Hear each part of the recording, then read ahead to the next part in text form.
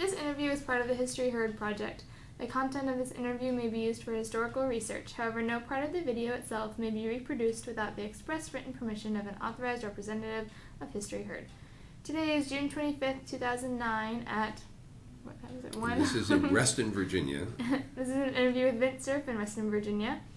He was born on June 23rd, 1943 in New Haven, Connecticut. Facebook, MySpace, those kinds of things.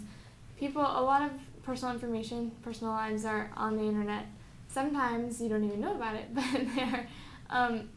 And what do you think about that? Did you ever think that something? Well, I've had mixed feelings about this because you can see the utility in social networking. It's another medium of exchange. Right. Some people say, "Oh, the internet is terrible because it's isolating, and people are hanging around and they're just doing stuff with their computer and they're not socializing." And we know better than that. It's a different form of socializing. For me, I travel a lot, and so I'm out of touch or in different time zones. And the way I've managed to maintain literally hundreds of relationships is to use email or instant messaging or some of the other social networking tools.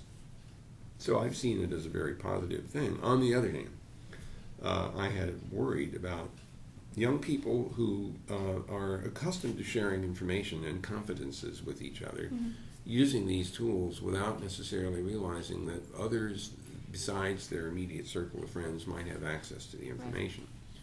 So I remember thinking, this 16-year-old has got a real problem because she's shared this information on the web in some way, and then when she's 30 and expecting to get a really important job with a lot of responsibility, somebody does a Google search and says, "Well, I see when you were 16 you put this dumb thing up on the net."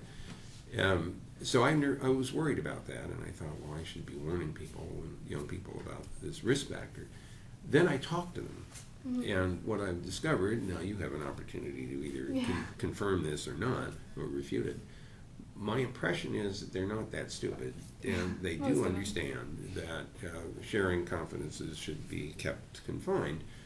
Some, if not all, of these social networking mechanisms have tools that are supposed to let you confine who has access, so that you're primarily your friends, not the general public, not your parents. So that at least they're exercising the tools and showing an awareness of the risk factors. So I feel a little better about that. On the other hand, if you've ever Googled yourself, you often, at least I often find stuff on the net that I had thought was long since gone, and somebody stored it and it got indexed by Google and it's there. Yeah. So sometimes I use it to make sure that I can recover from Alzheimer's if I get it, because that's my solution, Google. So I do worry about people sharing personal information. I think that this is almost an inescapable side effect of the technology. If you look at mobiles that can take photographs, take videos, people can upload them to Flickr or upload them to YouTube. So we are awash in information that we would not ordinarily have been able to share so widely. And I think it's an inescapable side effect. We will be sharing more information, even if it's not our intent. If someone else takes a picture and puts it up on the net, and someone else recognizes you and then tags the picture with your name. Right. So privacy is eroded, I think, in this environment, and we have to accept that it probably is going to stay that way. I've only felt some solace in all of this when I think about what life might have been like when towns were very small.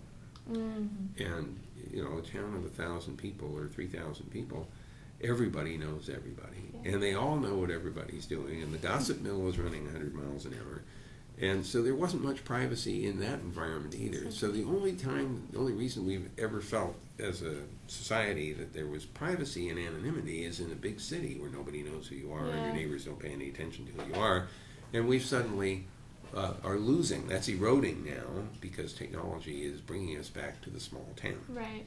So we learned how to deal with that problem when we lived in small towns, so maybe we'll learn how to deal with this problem of losing privacy in the internet environment.